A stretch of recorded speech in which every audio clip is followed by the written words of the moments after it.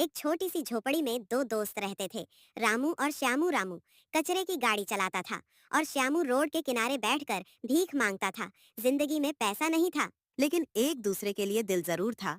एक दिन रामू कचरा फेंकने के लिए अपनी गाड़ी लेकर नदी के किनारे आता है। गाड़ी रोकता है और जैसे ही वह कचरा फेंकने के लिए उतरता है, तभी उसकी नजर पड़ती है एक चमकदार चीज पर। वह हैरान होकर बोलता है, अरे यह तो चिराग है। वह उसे उठाकर घिसने लगता है। तभी उस चिराग से एक जीन निकलता है। इस बार उसका चेहरा और भी रहस्यमयी था। आंखों में कुछ अजीब सी चमक थी।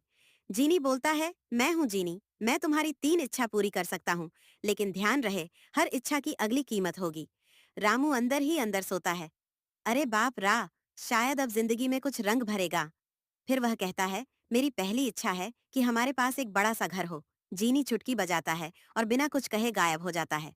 रामू गुस्से में बोलता है, अरे क्या बेवड़ा है, छुटकी बजाए और चला गया। फिर रामू अपनी झोपड़ी की तरफ लौटता है और जैसे ही उसकी नजर झोपड़ी पर पड़ती है, उसकी आंखें फटी की फटी रह जाती हैं।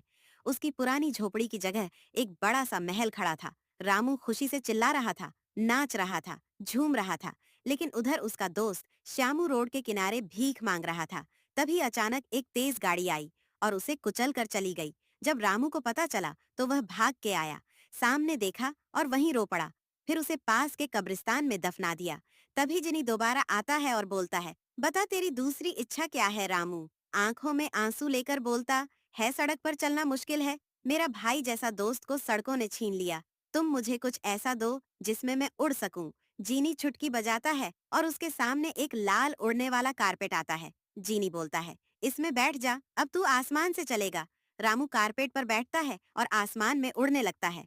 चेहरे पर खुशी थी। वह देखता है, पूरा गांव ऊपर से छोटा सा लग रहा था। काफी देर तक वह आसमान में उड़ते रहा, लेकिन वह जब घर वापस आया तो उसने देखा उसका महल जलकर राख हो गया था। रामू वहीं गिर गया और फूट फूट कर रोने लगा। तभी जिनी फिर आता है और कहता है, तेरी तीसरी इच्छा क्या है।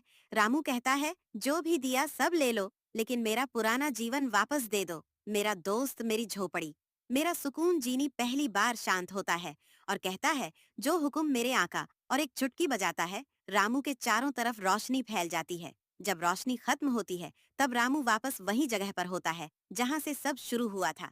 वह उस चिराग को उठाकर उसे सीधा नदी में फेंक देता है और कहता है, मैं अमीर तो बन गया था, लेकिन अकेला